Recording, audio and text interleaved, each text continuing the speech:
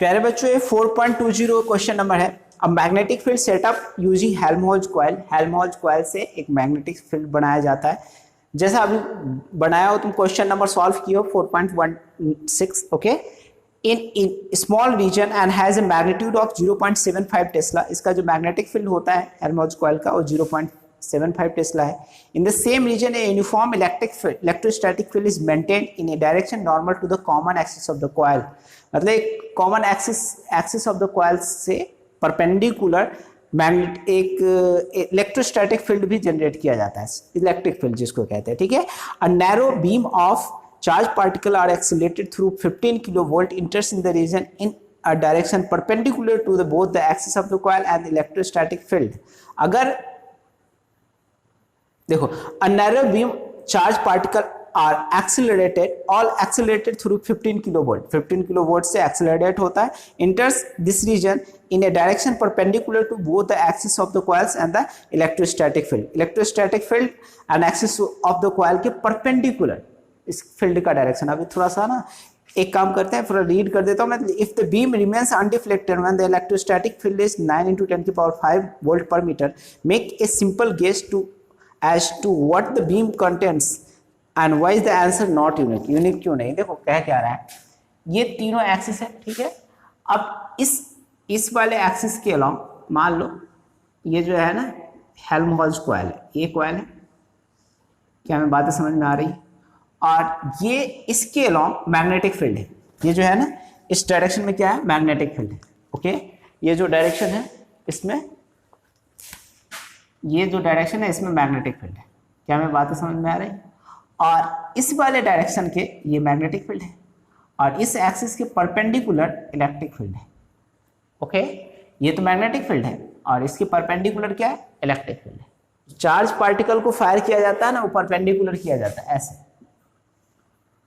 ठीक है, इस तरह से, मतलब v वेलोसिटी है। अब समझ लो इसको, ये इलेक्ट्रिक फील्ड का डायरेक्शन है, ये मैग्नेटिक फील्ड का डायरेक्शन है और ये वेलोसिटी ऑफ चार्ज पार्टिकल है, ठीक है, q।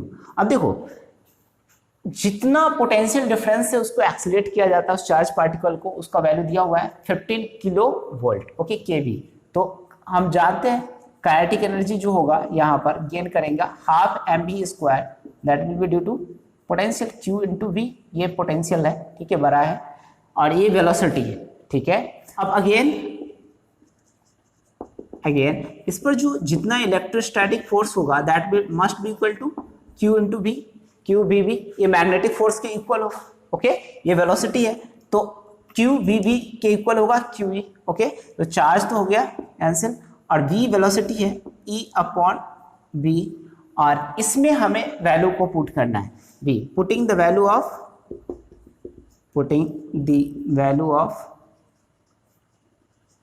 v = e/b in equation 1। एक ही क्वेश्चन में पुट करें तो कितना होगा? Half mv e/b² = q/v, okay. इतना समझ में आई बात है?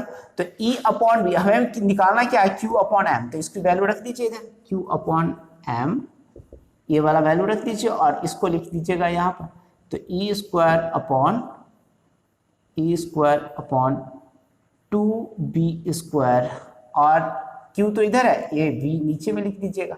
समझ में आई बात है? ये तो नहीं, ये q/m, ये स्क्वायर b²/b इतना हो जाएगा। अब ये तो बातें हो गई हमारे q/m। इसको वैल्यू जब रखेंगे ना, q/m की वैल्यू जब रखेंगे तो e की वैल्यू कितनी होगी? 9 × 10 की पावर कितना होता है? 5, इतना स्क्वायर अपॉन 9 × 10 की पावर 5 2b, b के जगह पर कितना होगा? टेस्ला, कितना टेस्ला? 0.7